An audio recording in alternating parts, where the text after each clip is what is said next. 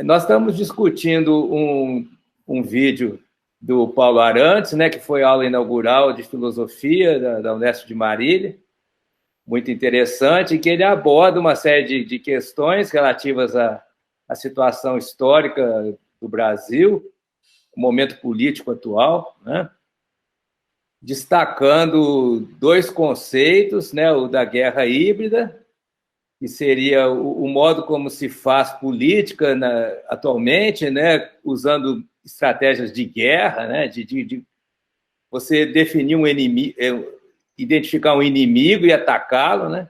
Então, é um modo muito pouco construtivo de se fazer política, não só no Brasil, mas em termos internacionais, né? Você está usando estratégia de guerra.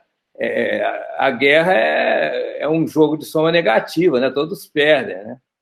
Na política, a grande vantagem seria a gente procurar os jogos de soma positiva, né? Em que todos ganham, né? Seria a arte da política.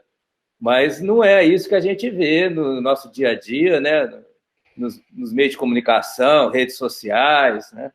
Uma série de estratégias realmente de identificar e atacar um inimigo, né? Sem maiores pudores ou maiores preocupações com planos de desenvolvimento ou algo que pudesse solucionar os reais problemas que a população vive. E a tese da acumulação primitiva, né, seria que essa selvageria do capitalismo no Brasil corresponderia, né, a um estágio inicial pré-capitalista, digamos assim, né, de acumulação primitiva, em que alguns setores da sociedade lançam mão de todo tipo de estratagema, né, por exemplo, mineração em terras indígenas, né, desmatamento, grilagem, apropriação de imóveis públicos, apropriação privada, né? Uso do Estado para interesses privados, particulares, e todo tipo de manobra para acumular o capital, né? Sendo que é feita uma comparação com a Inglaterra, do período elisabetano, que teria acontecido algo semelhante, né? Isso pode ser comprovado por meio de documentos. Tem um brasileiro lá, né, na Inglaterra, que estuda esses documentos dessa época. Então, surgiu essa tese de que o capitalismo brasileiro, nesse momento que a gente vive, ainda estaria num estágio de acumulação primitiva, né? O que explicaria, né, a falta de racionalidade ou a falta de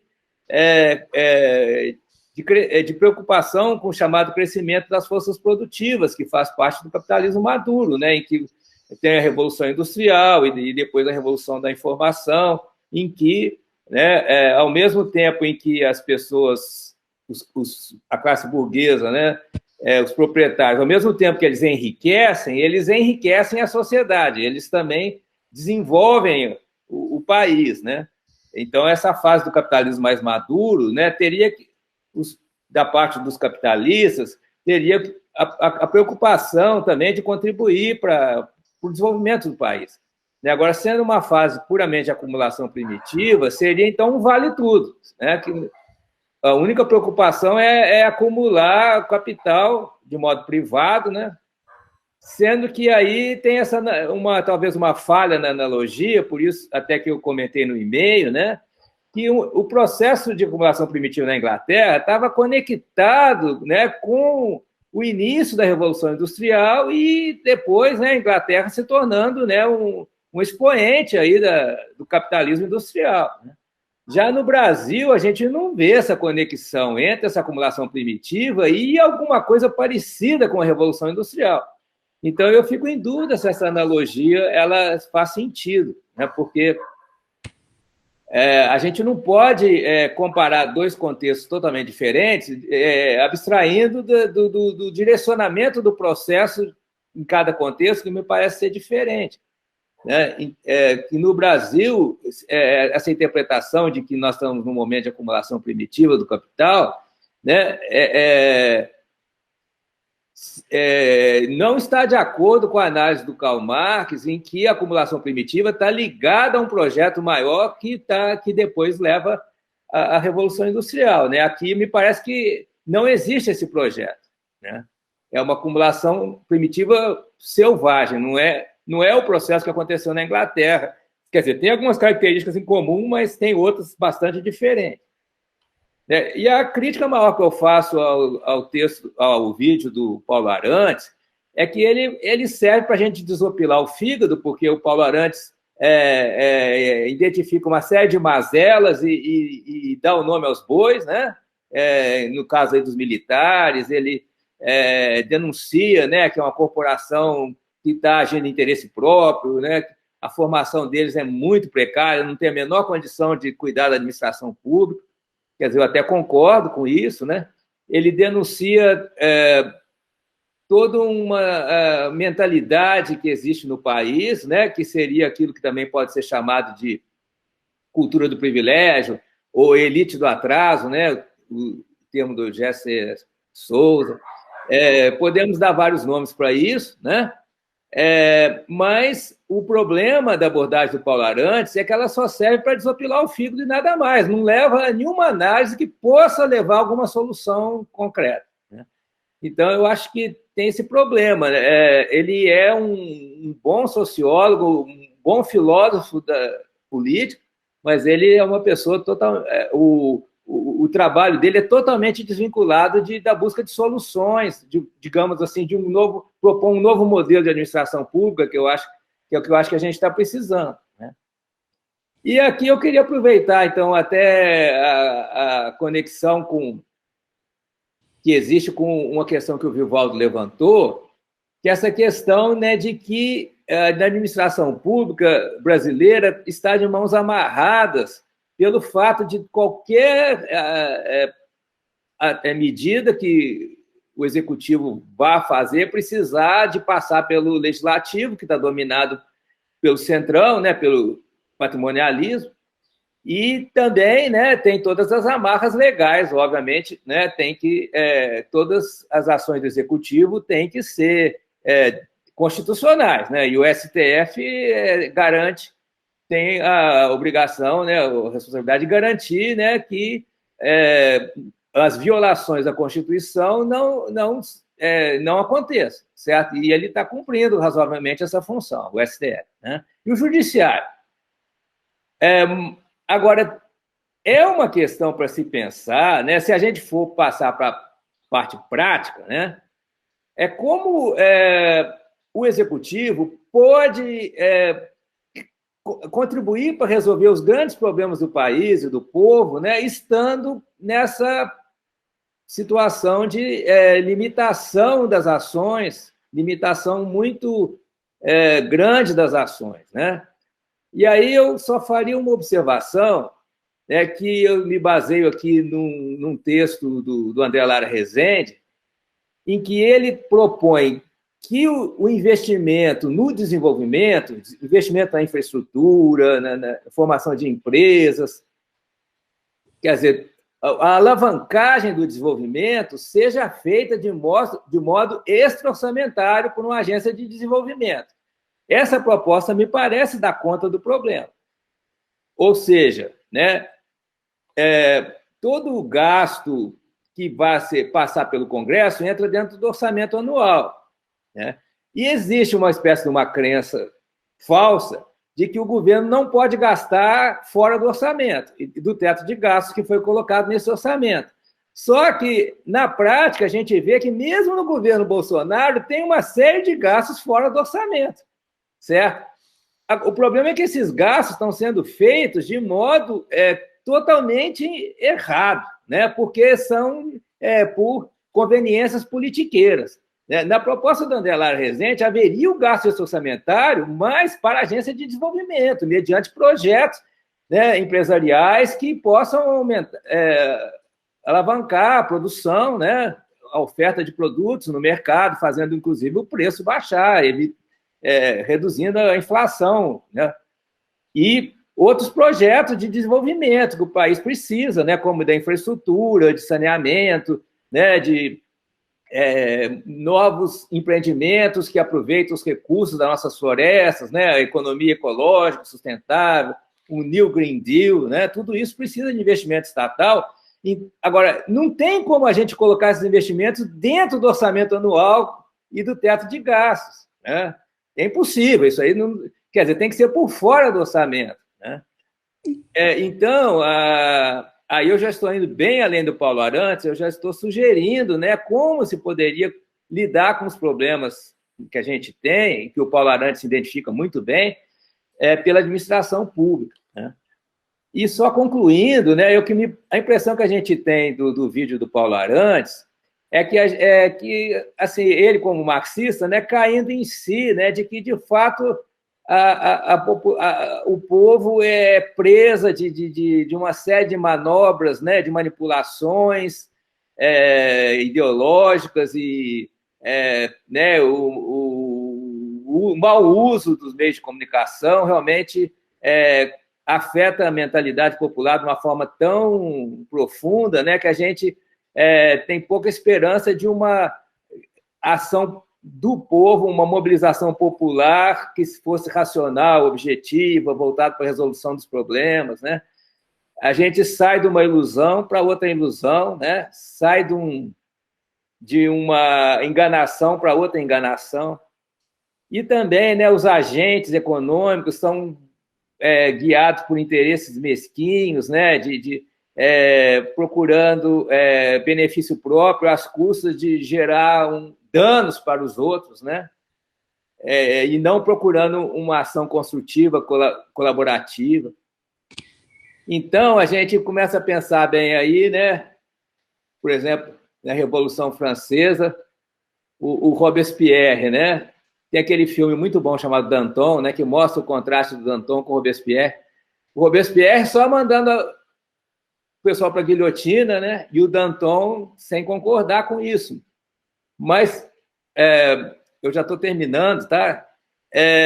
O Robespierre tinha suas razões, porque para haver a Revolução Francesa, não dava para conversar com todo mundo e convencer, né? Tinha que eliminar as resistências, né? Então, eu acho que é uma reflexão que a gente precisa fazer, né? Porque se não houver uma mão um pouquinho mais pesada, né? Que é algo que está muito longe da prática do Paulo Arantes, no caso aí, né? Quer dizer, é preciso ter uma organização forte e que possa, para mudar, né, o padrão da administração pública e efetivar um novo modelo. E as resistências têm que ser superadas, né, dentro da lei, no caso aqui, né? Não estou propondo uma guilhotina aqui no Brasil, mas eu acredito que tem que haver uma organização partidária, suprapartidária, conselho, né, de intelectuais, o que seja, que realmente conduza esse processo. Não é algo... Não dá para a gente esperar um espontaneísmo, né, que os agentes econômicos ou a população em geral vá encontrar solução para esses problemas. São problemas muito complexos. É o problema de indução do desenvolvimento, né? Isso aí aí eu concordaria com o Paulo Arantes que, né, tudo aquilo que ele mostra no seu vídeo, né, nos leva a uma descrença de qualquer ação espontânea. Pelo lado inevitável da minha atividade profissional, né, não tem como, talvez ele venha a ser acusado de psicologismo, né? Psicologismo, mas a visão de ser humano, né? A visão antropológica, ela tende a dificultar todo o raciocínio do meu modo, no meu modo de ver. Eu acho que, de certa forma, contamina toda a análise econômica, e eu não vou dizer que contamina a análise política, porque a análise política, obrigatoriamente, ela tem que tratar da psicologia, e o ser humano, ele tem motivações que são absolutamente inacessíveis ao método científico. Inacessíveis ao método científico, inclusive a sociologia. Inclusive a sociologia.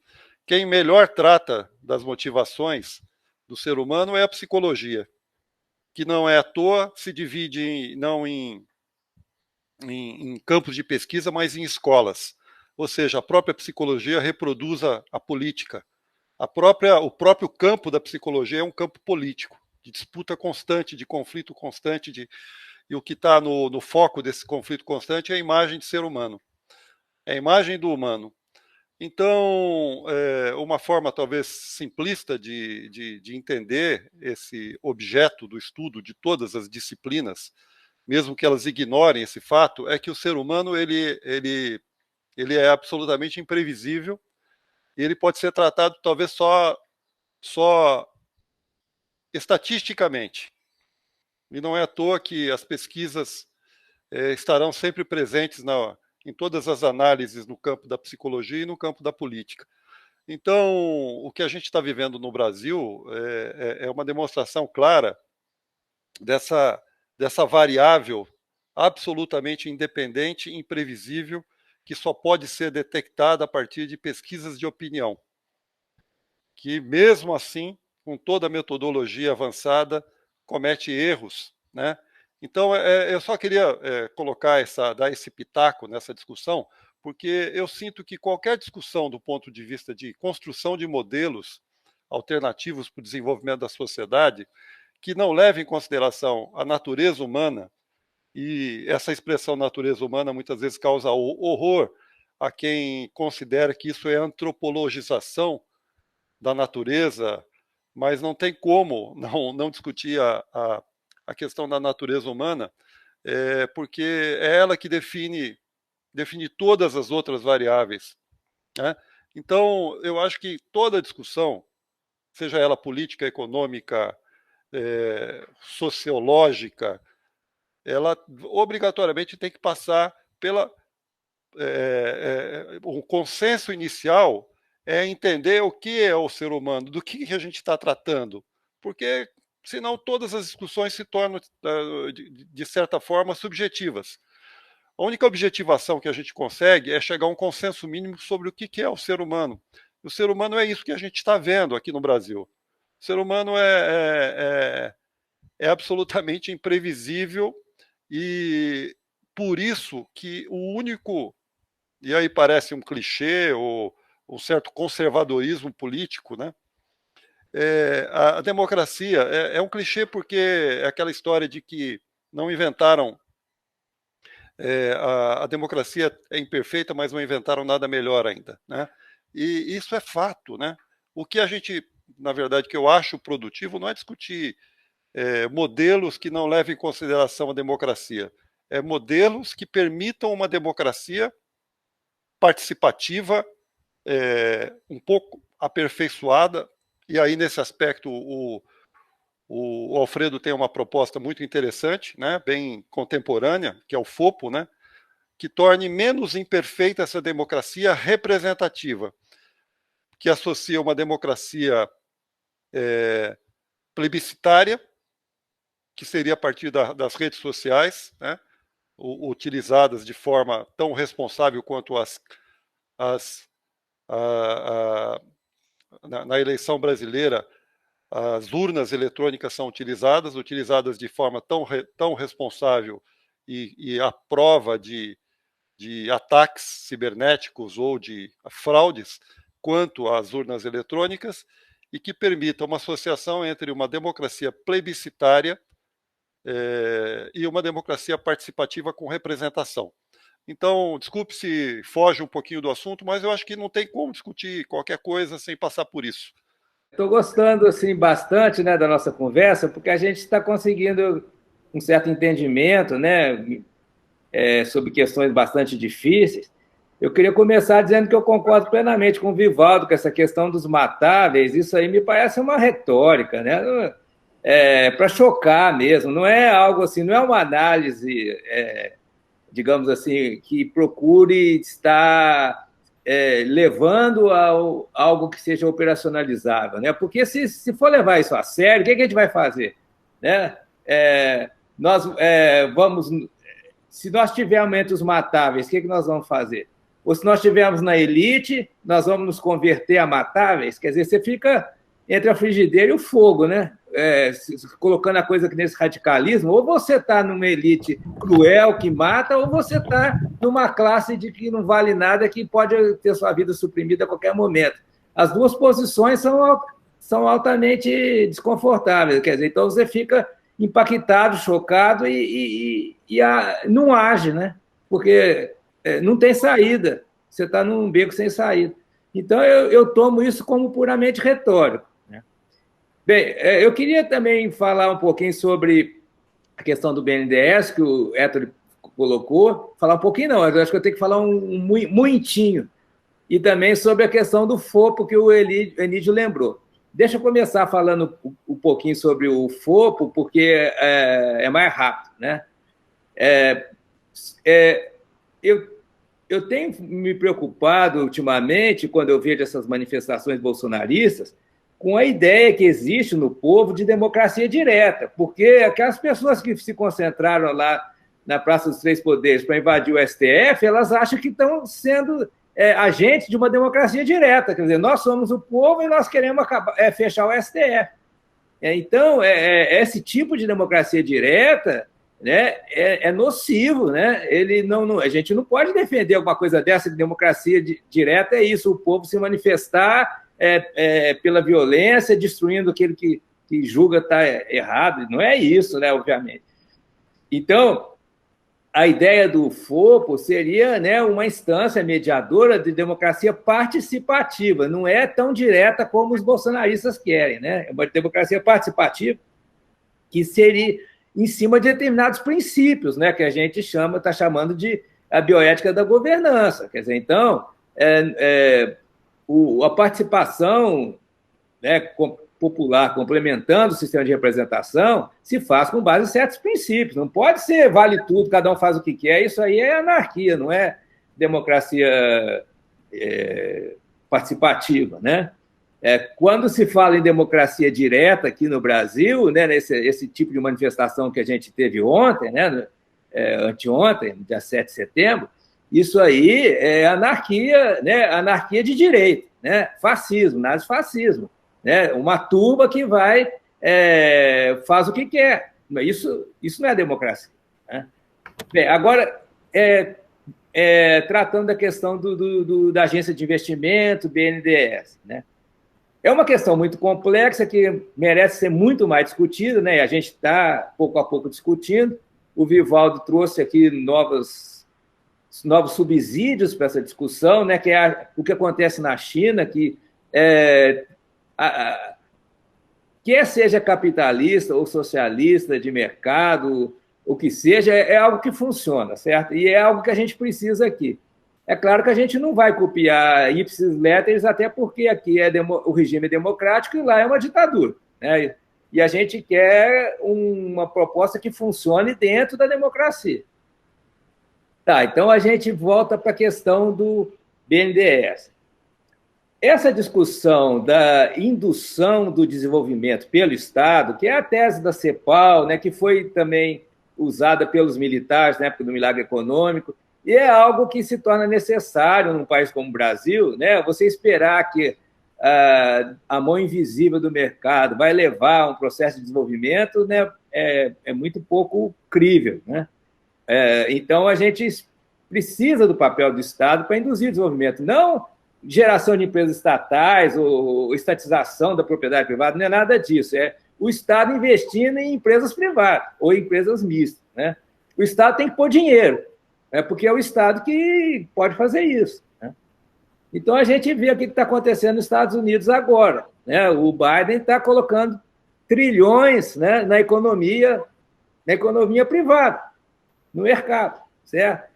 Então, de certa maneira, é isso que a gente tem que fazer. A gente tem que copiar as coisas boas que acontecem nos Estados Unidos, não copiar o lixo deles, né?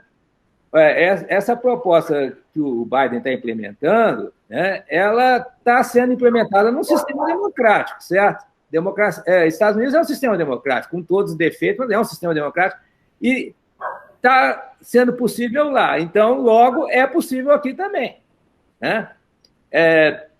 Aí tem uma série de complicações, porque isso mexe com o sistema financeiro, né?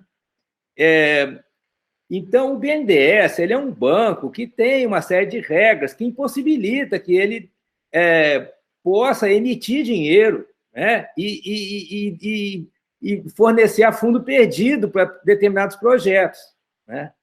A FAPESP fornece dinheiro a fundo perdido no programa PIP, só que ela só fornece dinheiro para as empresas para fazer pesquisa, né? A FAPESP não financia a infraestrutura de uma empresa, ela só financia a pesquisa. O que seria preciso com a Agência de Desenvolvimento seria financiar a infraestrutura de novas empresas, né? Por isso que não pode ser o BNDES, porque para gerar essas novas empresas tem que ser a fundo perdido, para a gente fazer um programa nas universidades, né, os recém-formados, né, se unirem, formarem novas empresas, contratarem, né, comprarem equipamentos, precisa de um capital inicial, né? E se esse capital não for a fundo perdido, né, essas pessoas vão ter que pagar isso de volta até com juros. Aí não consegue, porque no início essas empresas não vão ser altamente lucrativas, né? Então você vê o que acontece, por exemplo, com o financiamento educacional nos Estados Unidos. As pessoas não conseguem pagar. Então é melhor logo fazer tipo uma bolsa, igual tem no Brasil. No Brasil, nesse aspecto, está melhor que os Estados Unidos. Nós temos bolsas que não precisa pagar, são a fundo perdido. Então, o que eu acredito que seja preciso para a gente alavancar o desenvolvimento no Brasil, sair da recessão, é um programa de bolsas para a criação de empresas que sejam cooperativas, sustentáveis, com tecnologias sociais, etc, etc, etc. Fazer um New Green Deal no Brasil, precisa de bolsa, mediante projeto. E a Agência de Desenvolvimento é para avaliar os projetos, com critério científico, tecnológico, mercadológico, de competência, né, de administração, governança privada, né?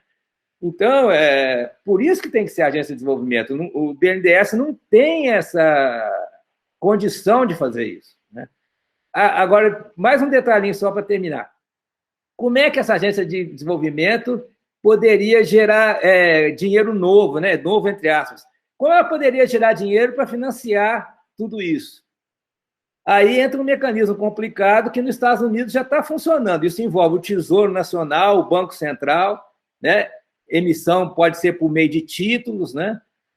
Pode ser por uma moeda digital que tenha funções específicas para isso. É algo que a gente precisa definir, mas é possível porque está acontecendo nos Estados Unidos. Então, a gente pode dizer que isso é viável, é possível, né?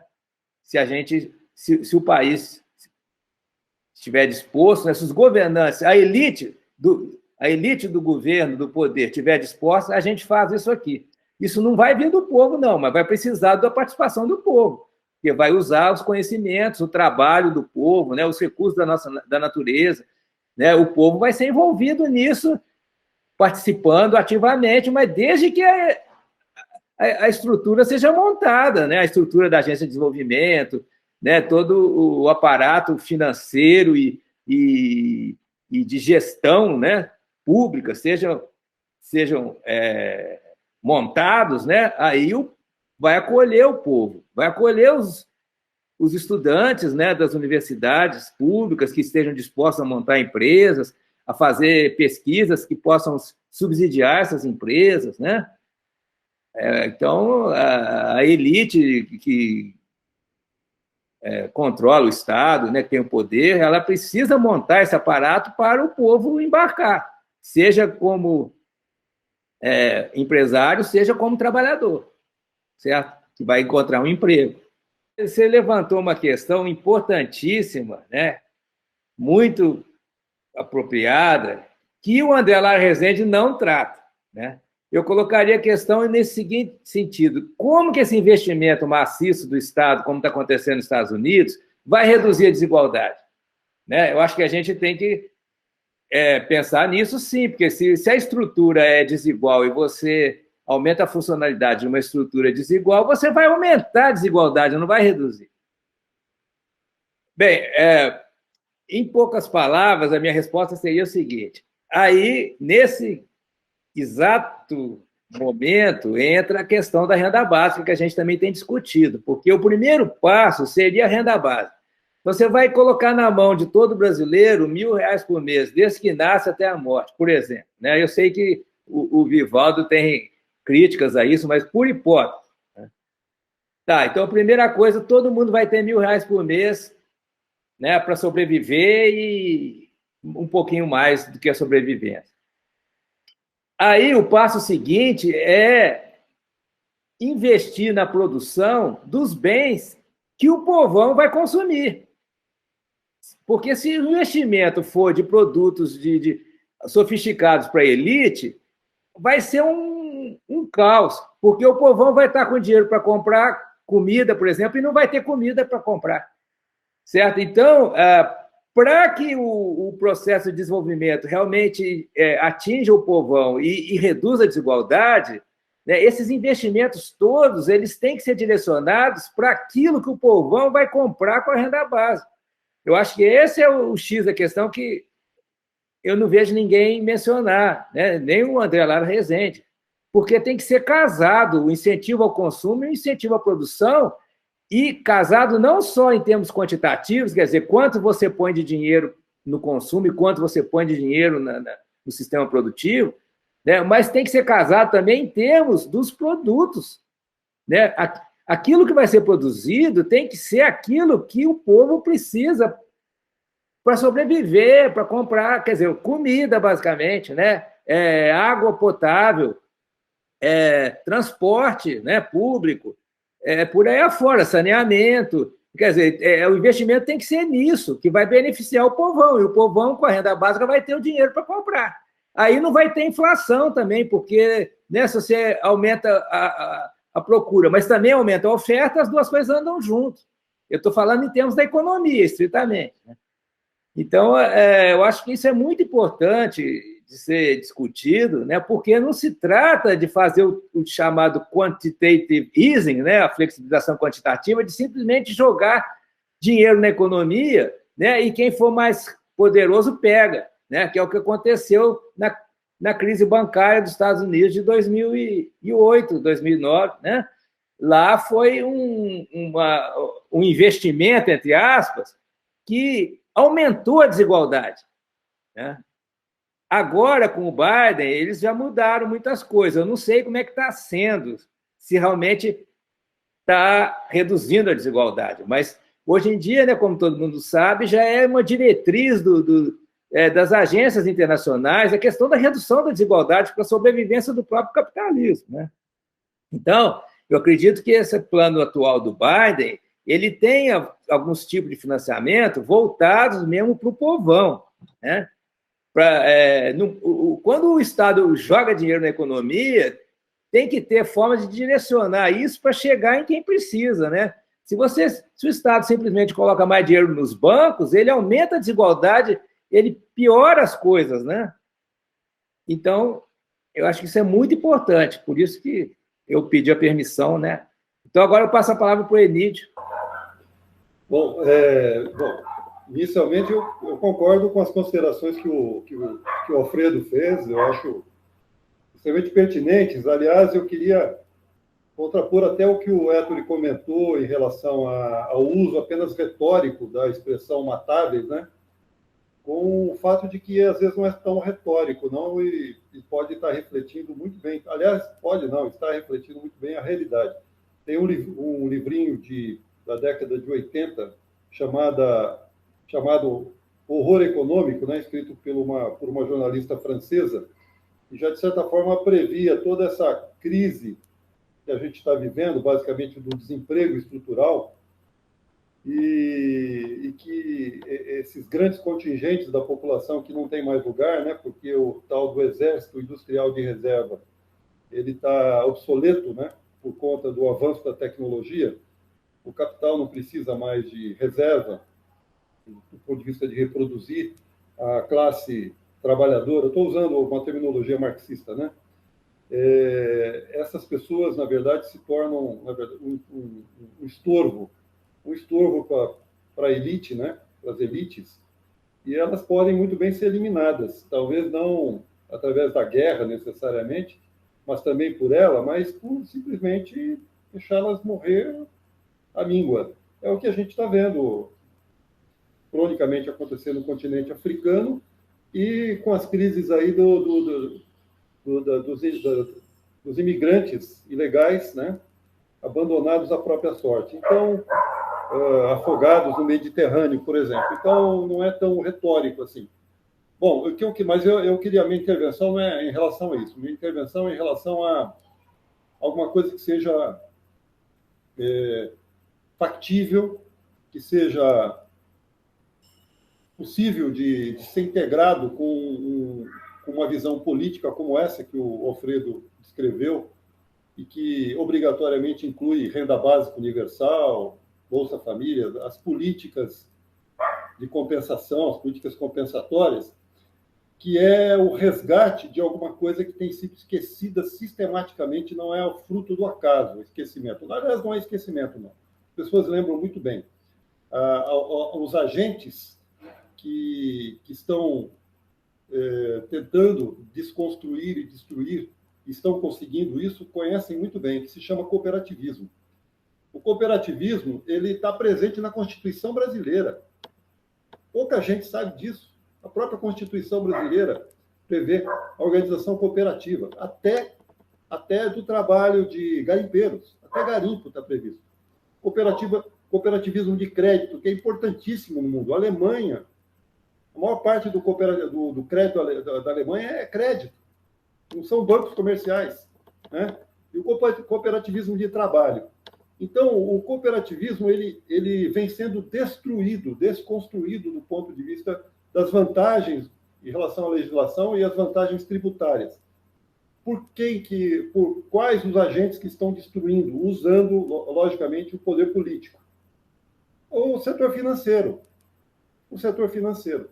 Sem contar a autossabotagem da própria organização, e aí vem o aspecto psicológico, né? A maior cooperativa agrícola até a criação do MST, que não deixa de ser uma cooperativa agrícola, era aquela cooperativa, como é que chama essa cidade aí, próxima a São Paulo, que eram formados pela colônia japonesa.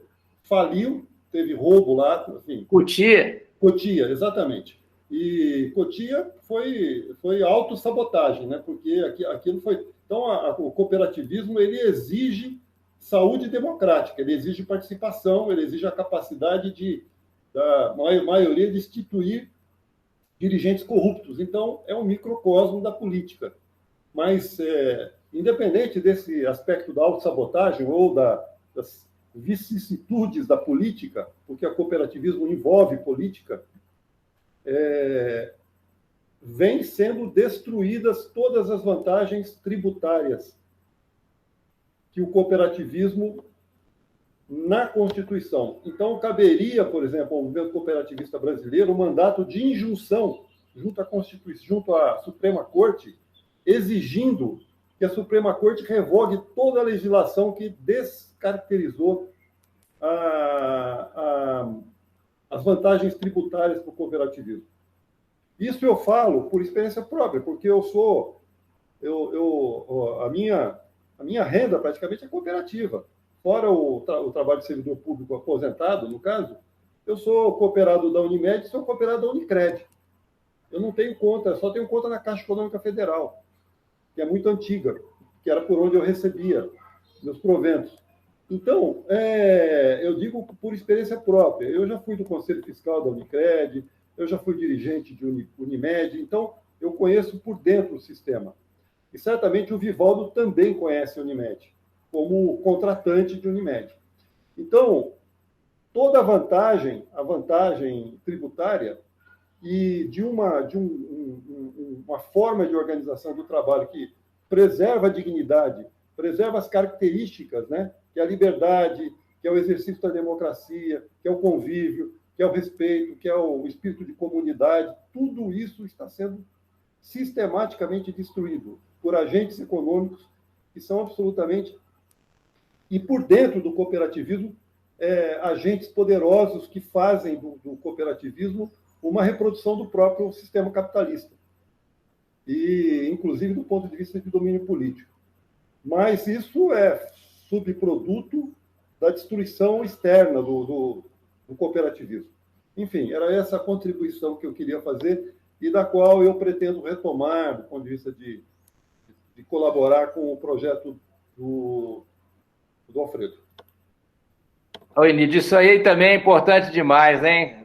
começar resgatando essa parte da Constituição aí que você menciona, né? E tratar de todo esse processo aí, né? E é muito importante também, eu acho que isso que você falou da questão do cooperativismo. Para o cooperativismo funcionar, tem que haver uma participação e também uma vigilância para que não seja deturpado, né? Isso aí, tudo muito importante. Um entusiasta do cooperativismo foi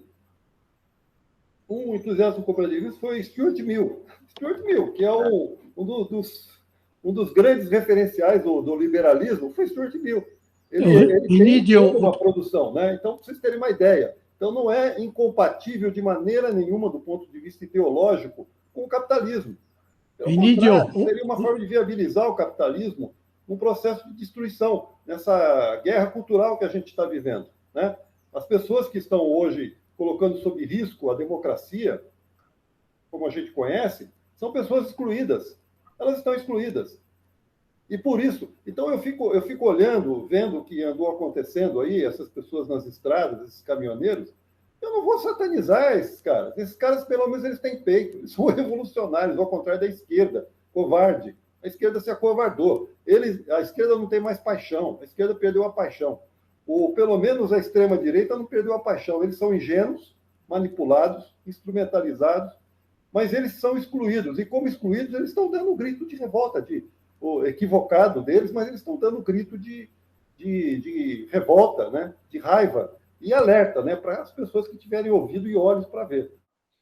É uma discussão muito profunda, tá? Eu vou tentar dar uma resposta baseada em 2 pilares. O primeiro é que já pelos estudos da CEPAL e pela experiência do milagre econômico, e inclusive do governo Lula, a gente vê que na América Latina o papel do Estado é fundamental. Você não tem como pensar qualquer transformação que não passe pelo Estado. Tá, então, essa é uma das suposições aqui que eu estou fazendo, né? É o Estado que vai induzir o desenvolvimento. Ponto. Né? Pode até ser um Estado ditatorial, você não precisa ter democracia perfeita para ter o desenvolvimento econômico. No período do milagre econômico, era uma ditadura forte com Médici e teve desenvolvimento econômico. Certo? Então, a democracia não é um pré-requisito para o desenvolvimento econômico. Agora, tem uma segunda questão, porque a gente não quer puramente um crescimento econômico que aumente a desigualdade, a gente quer um crescimento econômico que reduza a desigualdade, né? Aí eu te pergunto, como é que a gente muda a estrutura social? Aí vem minha outra suposição, que vocês podem discordar, mas a minha suposição é que não só no capitalismo brasileiro ou no capitalismo atual, mas desde o feudalismo, a estrutura social é primariamente determinada pelo modo de emissão e distribuição do dinheiro. Então, se você pensar, né, no regime monárquico, o rei imprime as moedas, e o modo como ele distribui essas moedas, imprime não, cunha, né, funde moedas, o modo como ele distribui essas moedas determina essa estrutura de classe, né? Os nobres, os escravos, quer dizer, então, aí que tá, a gente tem que mexer no modo de emissão e distribuição do dinheiro, aí você muda a estrutura. Né? Não vamos contar esse segredo para os nossos inimigos, não, mas é aí. Não é com revolução violenta, tomada do poder, ditadura do proletariado, coletivização dos meios de produção. O marxismo, na minha ponto de vista, errou. Não é aí que você muda, que se reduz a desigualdade. Você reduz a desigualdade no modo como você emite e distribui o dinheiro. E é o Estado que faz isso. Então, a gente tem que mexer lá no Estado mesmo, através do Estado, mexer nesse modo de emissão e distribuição do dinheiro, a gente vai conseguir reduzir a desigualdade. Fora isso, não adianta. Né? Não adianta você tomar o poder pela força, etc., etc., se esse sistema monetário continua com os problemas que ele tem. Né? E por isso eu digo que quando o Lula fez o Bolsa Família, ele mexeu nisso. E por isso que o povo quer votar no Lula agora. Tá? Então, sem querer querendo, o Lula descobriu o X da questão. É o modo como o dinheiro é distribuído, é emitido pelo Estado e distribuído na sociedade. O Bolsa Família permitiu que fosse um pouquinho, uma migalha, que fosse direto do Estado para o bolso do cidadão. Isso é uma revolução, do meu ponto de vista, muito maior do que a Revolução Russa, a Revolução Cubana. Né? E a China faz isso. A China estatizou o sistema financeiro, né? E ela, através desses projetos que o Vivaldo mencionou, ela põe dinheiro, o Estado põe dinheiro naquilo que vai beneficiar o povo, né? Pelo desenvolvimento, dentro do planejamento estratégico, geração de empresas de alto valor agregado, etc, etc. Isso gera emprego, né? Certo? E atualmente a China está até já avançando na parte da sustentabilidade, né? Não sei se vocês viram, né? Eu achei assim uma coisa muito interessante que a China criou a moeda digital, que é uma moeda que é muito mais fácil o Estado colocar o dinheiro na conta do cidadão, porque o Estado cria uma conta para o cidadão dentro do Banco Central. Quer dizer, então, com a moeda digital, eu vou ter uma conta minha lá, o Estado deposita direto na minha conta e eu uso meu celular para pagar coisas movimentando dinheiro dentro dessa conta que está no Banco Central, né? E aí surgiu a questão, tá, para a gente criar uma moeda digital, a gente vai ter que achar um modo de distribuir essa moeda, certo? Então, o que eles fizeram inicialmente? Eles pensaram, bem, um modo mais democrático é o sorteio. Então, eles fizeram sorteios das pessoas ganharem moeda. Porque o Estado, para criar uma moeda, ele tem que pôr em circulação e tem que ir para alguém, né? Se a gente criar a renda básica, nós vamos criar um modo neutro, que vai para todo mundo, R$1.000 para todo mundo, rico, pobre. Agora, na China, eles criaram uma moeda digital e não criaram a renda básica. Mas então teve essa questão: como é que nós vamos agora colocar esse dinheiro em circulação? Aí eles criaram a ideia do sorteio. Aí chegou uma segunda fase que está acontecendo agora. É que, com essa moeda, eles estão premiando quem faz ações sustentáveis para o ambiente, né?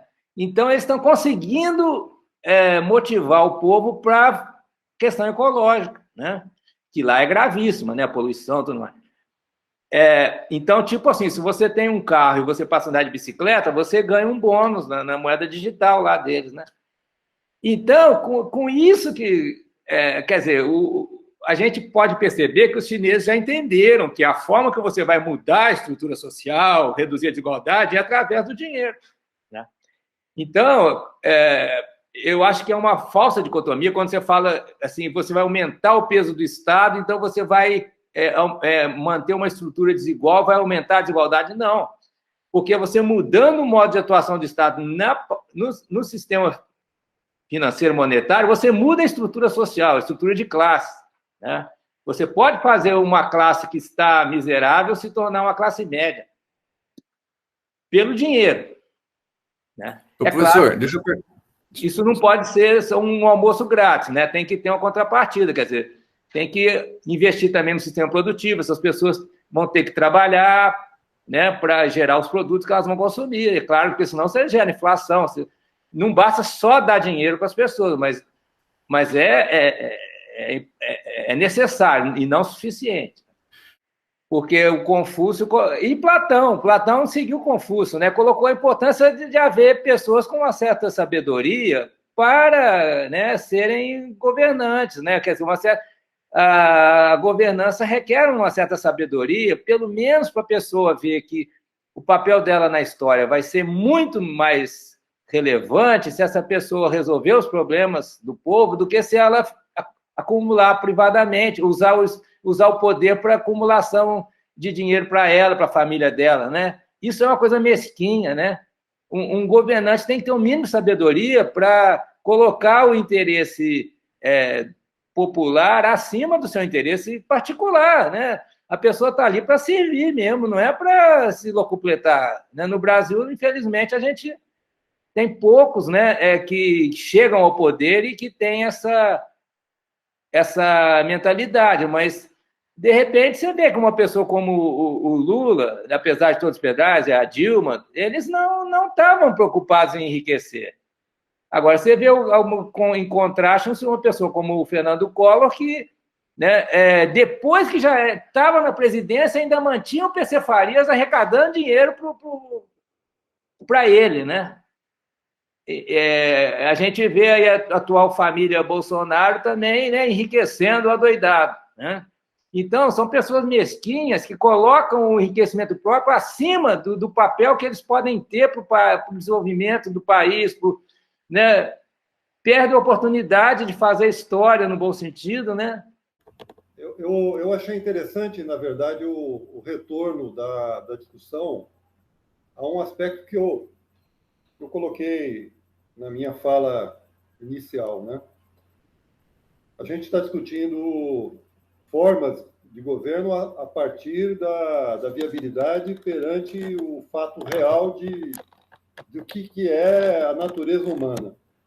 Eu tenho muita desconfiança de iluminados na política. Eu tenho muita desconfiança. Tudo bem, eu não nego que hoje a China seja constituída por uma elite dirigente extremamente esclarecida, né? Como os déspotas, respeitando as circunstâncias históricas, como os déspotas esclarecidos do passado, uma elite, de fato, muito bem preparada hoje na China. Mas no regime totalitário, nunca é... Como a própria Revolução Russa, no início também tinha os iluminados da Revolução Russa, né? Lenin, né? E assim por diante.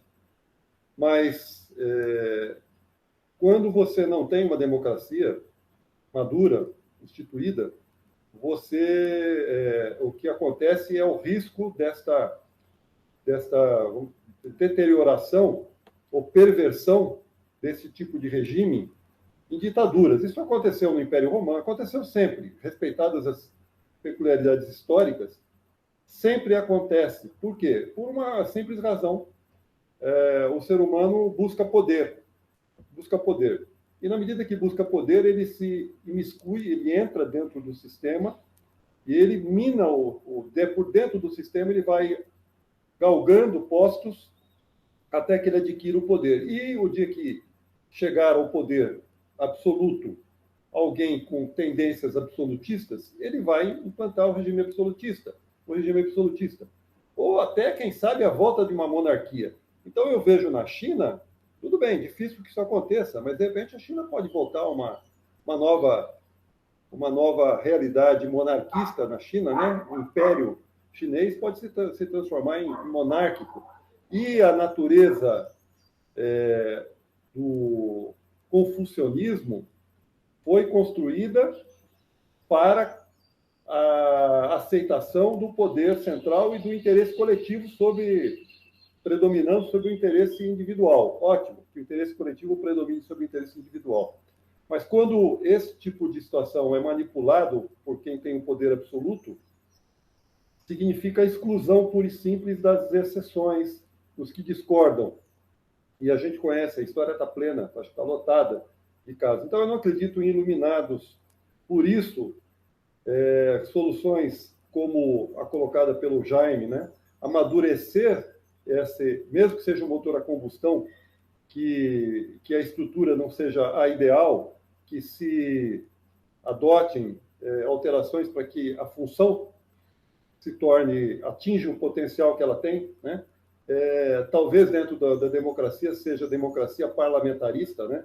Os regimes parlamentaristas, eu não diria semipresidenciais, mas os regimes parlamentaristas permitiram que a Europa, se não hoje, mas a Europa tenha evoluído para a União Europeia, como todos os regimes parlamentaristas. Então, alguma virtude o regime parlamentarista tem. No mínimo, lidar melhor com os conflitos. O grande problema, sem que chegue a crises institucionais que muitas vezes resultam na ruptura irreversível. O grande problema, e aí a crítica ao Fernando Henrique Cardoso, que é o PSDB no poder, é que o PSDB teve alternativa, esteve na mão do PSDB, que sempre teve uma bandeira parlamentarista, a possibilidade de que o Brasil tivesse aprovado o parlamentarismo. mas o PSDB boicotou, simplesmente boicotou com a perspectiva da reeleição do Fernando Henrique Cardoso e com a perspectiva da continuidade. Então, foi muito triste. Talvez hoje nós vivêssemos um regime parlamentarista se não tivesse a visão míope daquele momento. Não sei se todos concordam com isso que eu estou falando, mas é isso que eu queria dizer. Bem, essa questão aí do despotismo esclarecido. Eu também sou contra o despotismo esclarecido, mas vamos ver aí as evidências históricas, né? A China tem um despotismo esclarecido, né? O Partido Comunista é uma elite esclarecida e está gerando um maior desenvolvimento econômico, aí, redução da desigualdade, retirada de uma parte da população da miséria, que se tem notícia. Vamos ver, Getúlio Vargas, ele promoveu o desenvolvimento econômico no Brasil, sim, né? E ele entrou como um ditador, um déspota esclarecido.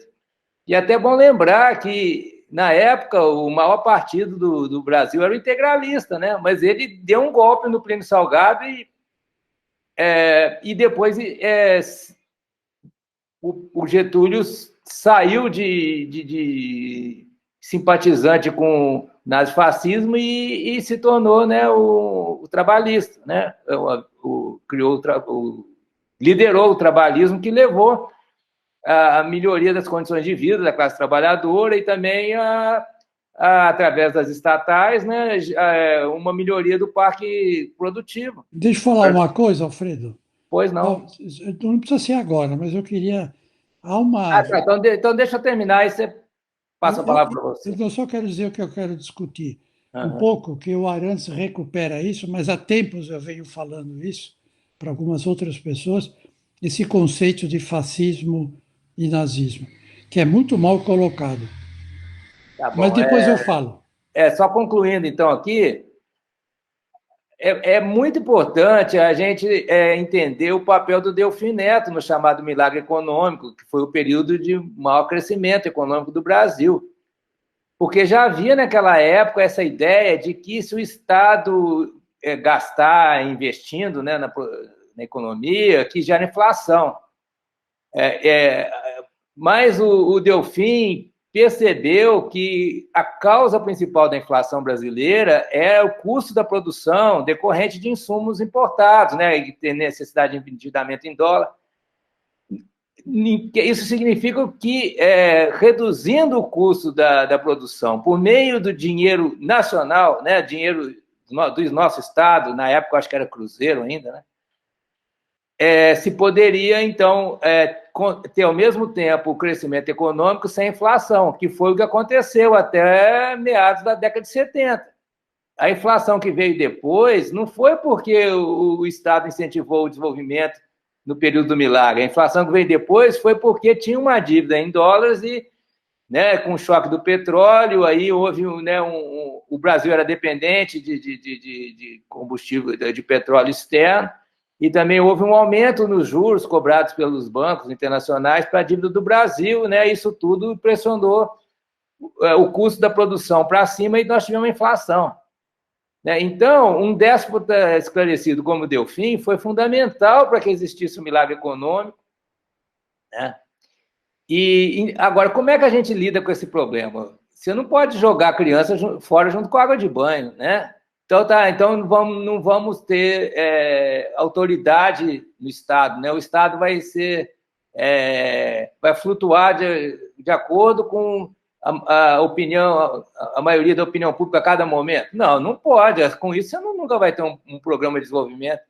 Você tem que ter um Estado forte nesse aspecto aí, né? Agora, tem que ter uma forma de limitar isso para que a gente não chegue numa ditadura. E qual seria essa forma? Eu entendo que seria um mecanismo intermediário, de intermediação entre o povo e o governante, tipo que a gente está propondo, como o FOPO, né? Mas só que aí o problema é que isso aí não existe em lugar nenhum, né? Na China não existe, né? Então a gente teria que inovar. Mas eu acho que a gente não pode jogar fora a criança com a água do banho. Sem você ter uma equipe forte lá, de pessoas que têm conhecimento e têm competência de gestão, né? E você não vai ter nunca um programa de desenvolvimento que vai ser implementado e funcionar. Tem que ter, né? Eu sou um fã, de certa maneira, do Getúlio, do Delfim, lá do Geisel. Não eram modelos de democracia, né? Esses períodos não foram modelos de democracia, mas foram períodos que nós tínhamos, né, uma política de Estado voltada para o desenvolvimento, que beneficiou o povo. Beneficiou mais aos mais ricos, né? Mas naquela época ainda não havia uma forma de direcionar o investimento para que reduzisse a desigualdade, né? Alfredo, me permita uma parte só, rapidamente. Eu acho assim que a gente tem que buscar um consenso possível. E esse grupo é bem interessante, porque tem uma pluralidade muito legal. Esse grupo aqui tem uma pluralidade muito interessante. E eu acho que propostas, por exemplo, o FOCO, né, que é, na verdade, uma democracia mista entre participativa e representativa,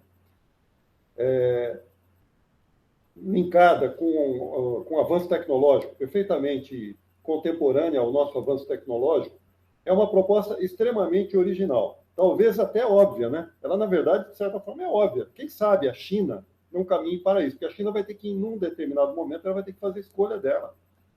Né? Um povo culto, um povo que avança, vai chegar o momento, vai querer aumentar a sua participação, como hoje vem sendo reprimido de uma forma ou de outra. Mas vai chegar o momento que a China vai ter que lidar com isso. Talvez evolua para alguma coisa parecida com isso. No entanto, quando você usa a metáfora, né, sobre jogar fora a criança com a água do banho, o grande perigo também é jogar a criança e deixar a água suja, que é a ditadura.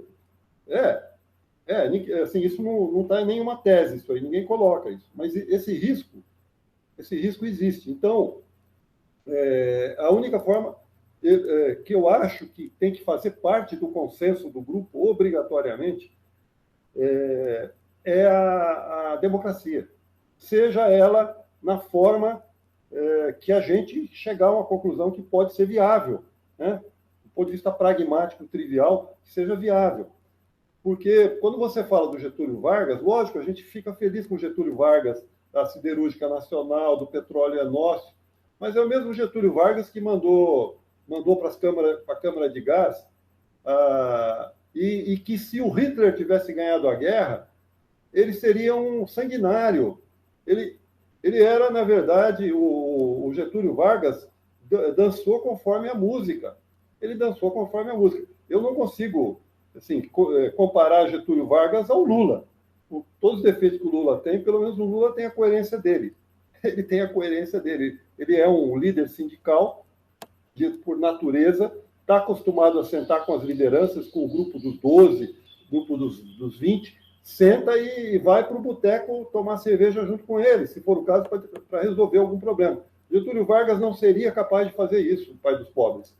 Então, se tiver que comparar entre uma liderança e outra, é melhor uma pessoa que seja um conciliador, mas que tenha uma coerência no sentido de diminuir desigualdade, do que alguém que... Desculpe essa crítica que eu faço em relação ao Getúlio Vargas, mas... E aí eu vejo, por exemplo, a China como um perigo também, porque ninguém sabe qual o destino que a China vai tomar. Se a China resolver, por exemplo, que vai assumir o poder absoluto eternamente, ela vai se transformar num regime sanguinário, porque um momento vai chegar que a população da China vai exigir liberdade. Então, é nesse sentido que eu estou querendo dizer. Mas eu não discordo de você, no geral, eu não discordo. Só essas questões pontuais. Talvez a mesma discordância que eu tenho em relação, por exemplo, a penas capitais. Entendeu? Mas, na essência, eu concordo com você.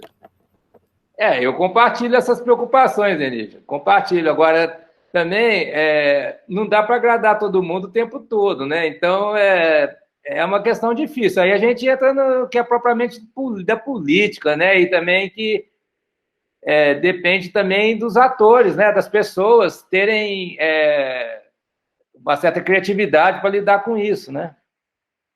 Mas eu compartilho essas preocupações todas, assim. Nós estamos bastante afinados com as pequenas algumas pequenas diferenças, né, que não atrapalham o entendimento. Não estou satanizando o Getúlio Vargas, não. Para mim tem muita clareza do ponto de vista dos benefícios que ele trouxe historicamente para o Brasil. Eu estou dizendo que, circunstancialmente, precisa tomar cuidado. Exatamente, eu uso os mesmos argumentos seus, viu, Ettore? Os mesmos argumentos, porque no futuro incerto é. Eu acho que tem até uma expressão latina, né? Bom, é incerto. Então, eu não estou condenando o Getúlio Vargas pelo que ele não fez, e nem pelo que ele poderia ter feito. Mas eu estou generalizando para todos. Depende das circunstâncias. Por isso, a democracia é a única maneira de você aferir a temperatura do momento do contexto histórico e da opinião pública, dependendo do modelo, e o modelo parlamentarista clássico, me parece que é o modelo que teve mais sucesso na história, que é o mais antigo, né? Que foi a Inglaterra. A Inglaterra foi o primeiro país. Antes de se falar em democracia e Revolução Francesa, a Inglaterra já exercitou a democracia monarquista